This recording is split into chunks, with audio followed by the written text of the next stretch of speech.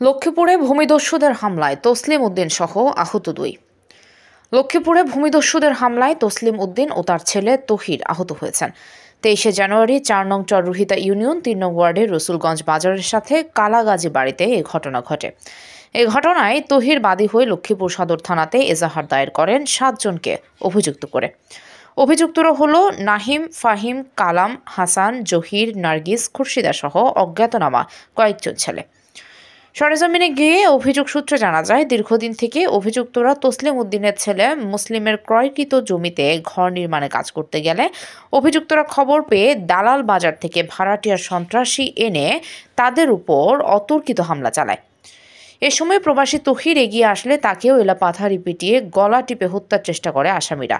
TV, fridge, আলমারি, showcase, ঘরে আসবাবপত্র ভেঙে চুরে দিয়েছে। ঘরে থাকা নগদ 1 লাখ টাকা, একটি আইফোন ছিনিয়ে নিয়ে যায়। স্থানীয়রা জানায়, প্রতিবেশী নার্গিস সঙ্গে মুসলিমের 11% জমি নিয়ে বিরোধ রয়েছে। পরে স্থানীয় এলাকাবাসী তাদের শোর চিৎকার শুনে দৌড়ে আসলে ভূমিদস্যুরা পালিয়ে যায়। অপরদিকে মিথ্যা মামলা দিয়ে প্রবাসী পরিবারের লোকজনকে হয়রানির চেষ্টা চালিয়ে যাচ্ছেন ভূমিক্ষেকরা। দীর্ঘ 9 বছর যাবৎ জোর জবরদস্তি করে অবৈধ দখলবাজ জয়নাল গংরা আওয়ামী লীগের প্রভাব খাটিয়ে 11% জমি একই বাড়ির 10টি পরিবারের সম্পত্তি ও জোরপূর্বক সন্ত্রাসী কায়দায় জবরদখল করে রেখেছে। তাদের বিরুদ্ধে থানা ও আদালতে একাধিক মামলা রয়েছে। অভিযুক্ত নাহিম নার্গিস সাথে যোগাযোগ করলে তিনি সাংবাদিকদের বলেন, আমার কিছু বলার নেই। লক্ষ্মীপুর থানার ভারপ্রাপ্ত কর্মকর্তা ওসি আব্দুল মুন্নাফ বলেন, জমি সংক্রান্ত বিরোধ নিয়ে তহির থানায় এজাহার দিয়েছেন। ঘটনার তদন্ত করে আইনগত ব্যবস্থা নেওয়া হবে। তদন্তপূর্বক প্রয়োজনীয় ব্যবস্থা নেওয়া হবে।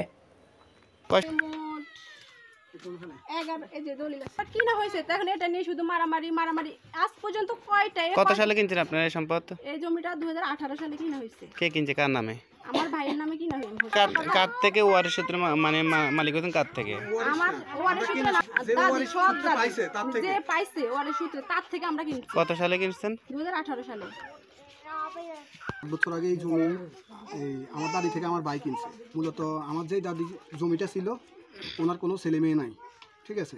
তো প্রকৃতপক্ষে যেহেতু চাহিদা খাতুন, এখন উনি এই জমিটা বিক্রি করে যাইব, বিক্রি করছে আমার ভাই কিনছে, ঠিক আছে। তো মুসলিম, হ্যাঁ মুসলিম।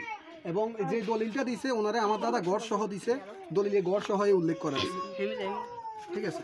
তো বর্তমান ক্ষতিনের সাথে মিল আছে? হ্যাঁ মিল আছে। জমা খারিজ দেন আপনারা? টোটালি কথা হচ্ছে দাগ নাম্বার টাম্বার সব, জমির দাগ নাম্বার টাম্বার সবে দলিল উল্লেখ করা আছে। দাগ নাম্বারে জমি এটা ফলে আসতে পারতেছি না বা জমি আমরা ভোগ করতে পারতেছি না। এই জন্য আপনাদের ওনাদের বসত বাড়ি ফেলা দিতেছেন কেন? হ্যাঁ না, ওনাদের বসত বাড়ি বলতে, আচ্ছা ওনাদের বসত বাড়ি বলতে আমরা যদি গড় সহ কিনি তাহলে ওনাদের বসত কোনটা? মানে নেই, অনেকবার বসা হয়েছে, ঠিক আছে। কোনো কিছু মানা হইতেছে না, কোনো কিছু মানতেছে না, কোনো কিছুই কেউ মানতেছে না।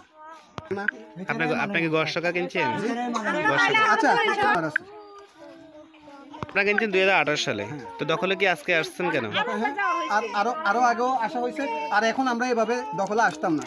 গত পরশু হসপিটাল গিয়ে দেখবেন এই যে ইয়েতে আপনার মেডিসিন করছেন এই বিষয়ে মামলা আছে, মামলা কপি বর্তমানে আছে। হ্যাঁ গত পরশু দিন 6 জনকে আসামি করে মামলা দিয়েছেন, 6 জনকে আসামি করে মামলা দিয়েছেন। আর আপনারা কিছু ভিডিও ফুটেজ দিব মারামারি আমরা মামলা দিতেছি। আম করে ফসকারাতে আমার শ্বশুর ঘুম থেকে উঠাইনি, তসলিম উদ্দিন ঘুম থেকে উঠে রাত্রে 10:30 বাজে আমাদের 2টা, তারপরে আমরা ঘুমে তখন আমার শ্বশুরে উঠাইনি, পিডি মারার পথে মাথার কাছে ফাড়ে দিয়েছে। আমরা যাই একটু কষ্ট করে সদরে দেখিয়ে আসবো। এরা সবাই নাহিম, ফাহিম, জহির, আলী আহমদ,